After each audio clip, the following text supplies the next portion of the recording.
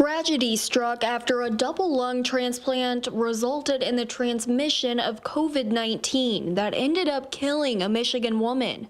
Bruce Nicely, the chief clinical officer of the Gift of Life Michigan, breaks down how it happened. All the testing that was readily available and recommended was done. That was a nasopharyngeal swab on the donor prior to the recovery of the organs. Those tests were negative. What wasn't done and how the coronavirus went undetected before the transplant was a BAL specimen test. The BAL specimen is literally taken from the lower depths of the lung.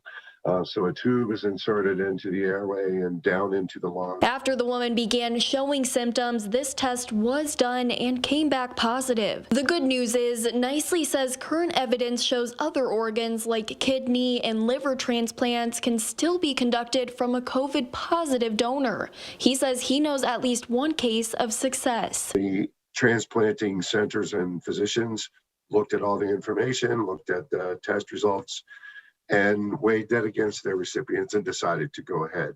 What Nicely doesn't want is donors or recipients shying away from the process. He says what happened with the double lung transplant gone wrong is exceedingly rare. With a waiting list of 114,000 people for organs nationally, they don't get to go on pause just because there's a pandemic. I'm Kendall Keys, WNEM TV5.